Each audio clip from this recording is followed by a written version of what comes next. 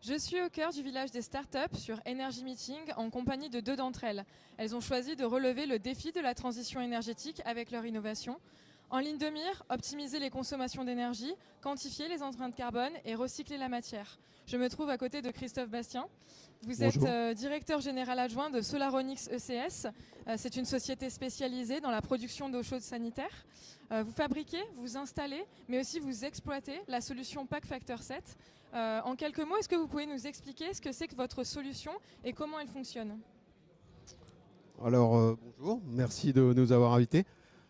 Déjà, je dirais que le principe est assez simple. Nous, ce qu'on cherche à faire, c'est récupérer l'énergie qui est contenue dans les eaux grises au lieu de l'acheter à l'égout. Alors, qu'est-ce que c'est que les eaux grises ? C'est la résultante de notre utilisation de l'eau à la maison ou dans des bâtiments, c'est-à-dire les douches, les bains, les machines à laver, la vaisselle. Vous allez utiliser de l'eau qui va être ensuite partir normalement vers l'égout. C'est de l'eau relativement propre, mais qui contient quand même quelques polluants. C'est pour ça qu'on l'appelle grise.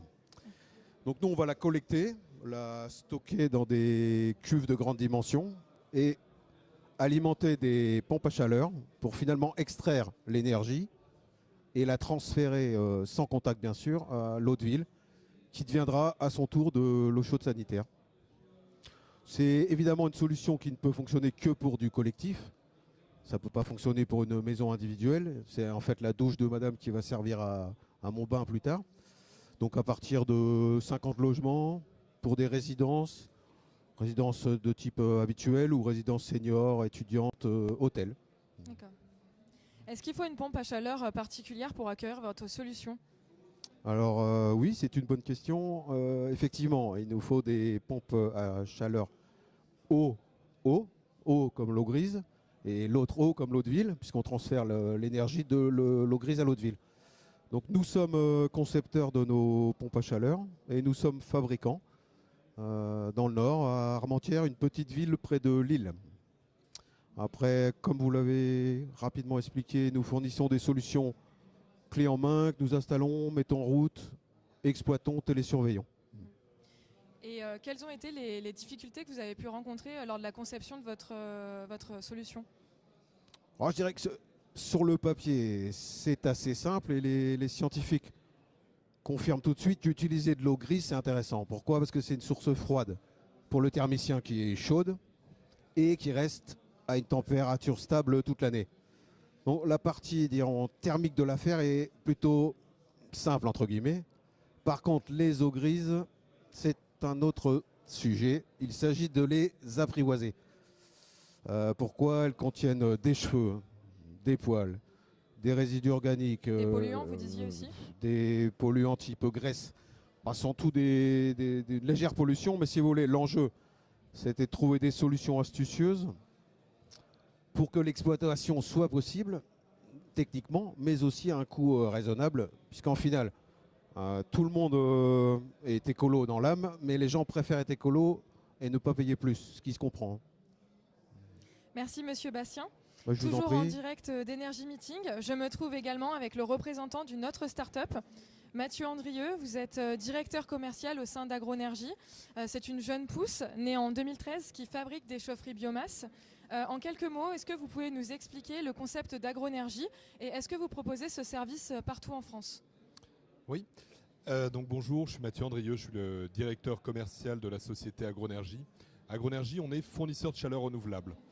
La particularité de notre entreprise, c'est qu'on conçoit, on finance. Alors depuis peu, on a un nouvel actionnaire qui nous donne la possibilité d'investir 150 millions d'euros dans la transition énergétique sur des équipements sur ces équipements et ces réseaux de chaleur. Donc nous concevons, nous finançons les projets, nous les installons avec nos équipes. Nous avons monté une équipe comme un installateur classique et nous les exploitons aussi avec nos équipes. Chez Agronergie, quand on parle de chaleur renouvelable, on parle de biomasse, c'est notre métier de base. La biomasse, c'est le bois essentiellement, qu'on retrouve sous forme soit de granulés, comme vous voyez dans les magasins de bricolage, soit de plaquettes forestières, ce qu'on peut retrouver un peu en paillage horticole dans les parcs et jardins. Mais ça peut être aussi des biomasses un peu plus alternatives en fonction des territoires sur lesquels on se trouve. C'est aussi la géothermie. Donc la géothermie, c'est la chaleur qu'on va prendre dans le sol, peut être soit sur nappe, soit sur sonde, mais aussi on est en train de regarder là, des projets de solaire thermique. D'accord. Donc voilà ce qu'on fait. Très bien. Je voulais savoir comment l'économie circulaire s'est intégrée dans vos services. Oui, alors nous, sur l'économie circulaire, on voit deux pendants à l'économie circulaire. Le premier, c'est l'impact écologique qu'on va avoir sur le projet. Donc cette économie circulaire, on va la travailler en amont avec le gisement. Quelle matière, quel gisement d'énergie on va utiliser. Je suis en ville, j'ai peut-être de la géothermie à utiliser. Je suis à la campagne, j'ai un projet par exemple dans l'Aisne avec une maison de retraite où on fait cultiver à des agriculteurs du miscanthus, qui est une espèce de roseau bambou. Ils le cultivent sur la commune, on le brûle chez nous pour produire de l'énergie renouvelable pour la maison de retraite et ils récupèrent les cendres pour les remettre en épandage chez eux sur un périmètre de 5 km. Donc là, on a cette partie, on va dire, écologique, gisement, amont, aval. Mais il y a aussi un deuxième pendant sur l'économie circulaire qui est le volet sociétal, qui est important.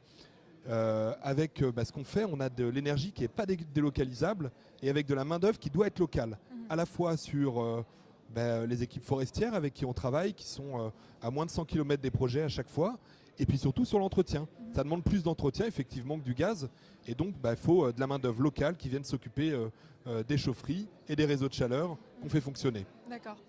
Est-ce qu'il faut repenser la ville, mais aussi les immeubles, pour permettre le stockage de chaudières et notamment de granulés, comme vous disiez? Alors, on travaille beaucoup en ce moment sur la transformation du fuel vers les énergies renouvelables. On peut se dire que partout où il y a du fuel, et même il y a encore certains endroits où il y a du charbon dans des villes, tous ces endroits-là peuvent accueillir de la biomasse. La seule contrainte qu'on ait aujourd'hui, ça peut être les hypercentres où les camions, on peut avoir des difficultés de livraison pour les camions. Mais sinon, aujourd'hui, on a des chaufferies biomasse dans Paris et dans plein de villes autour de Paris. On en a à Lille, on en a à Orléans. Voilà, donc le service aujourd'hui, on le déploie partout en France et il est applicable partout dès lors qu'on peut circuler pour le bois. Et sinon, en hypercentre, on peut utiliser de la géothermie ou d'autres solutions d'énergie renouvelable. D'accord. Merci Monsieur Andrieux. Je vous en prie, merci à vous pour l'invitation. Merci.